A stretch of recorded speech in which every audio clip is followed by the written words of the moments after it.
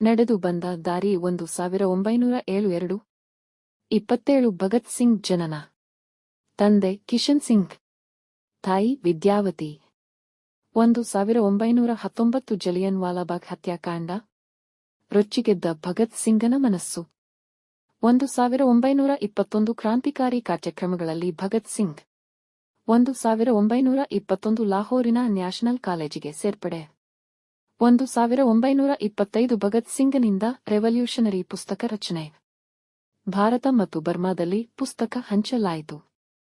1926 ಕಾಕೋರಿ ರೈಲು ಡಕಾಯಿತಿ ಪ್ರಕರಣ, ಲಾಹೋರಿನ ಬಾಂಬ್ ಸ್ಫೋಟ. 1928 ಪ್ರಥಮ ಬಾರಿಗೆ ರಾಜಗುರು ಮತ್ತು ಭಗತ್ ಸಿಂಗರ ಭೇಟಿ. 1929 ಲಾಹೋರಿನಲ್ಲಿ ಯೂತ್ ಲೀಗ್ ಅಧಿವೇಶನ. ಕಿಶೋರಿಲಾಲ್ ಮತ್ತು ಪ್ರೇಮನಾಥ್ ಕ್ರಾಂತಿಕಾರಿಗಳೊಂದಿಗೆ ಸುಖದೇವನ ಬಂಧನ. 1929 ದೆಹಲಿಯ ಅಸೆಂಬ್ಲಿ ಹಾಲ್ನಲ್ಲಿ ಭಗತ್ ಸಿಂಗ್ ಮತ್ತು ಸಂಗಡಿಗರಿಂದ ಬಾಂಬ್ ಸ್ಫೋಟ್, ಬಂಧನ, ಜೈಲಿನಲ್ಲಿ ಉಪವಾಸ ಸತ್ಯಾಗ್ರಹ. ಇದೆ. 1930 ಸುಖದೇವ್, ರಾಜಗುರು ಮತ್ತು ಭಗತ್ ಸಿಂಗರಿಗೆ ಮರಣ ದಂಡನೆ ಆದೇಶ. 1931 ಮಾ.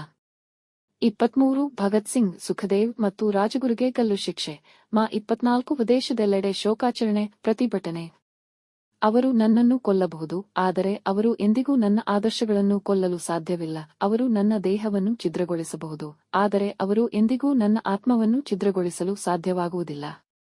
ತತ್ವಶಾಸ್ತ್ರವು ಮಾನವ ಜ್ಞಾನದ ಮಿತಿಗಳು ಮತ್ತು ನಮ್ಮ ದೌರ್ಬಲ್ಯಗಳಿಂದ ಹುಟ್ಟಿದೆ.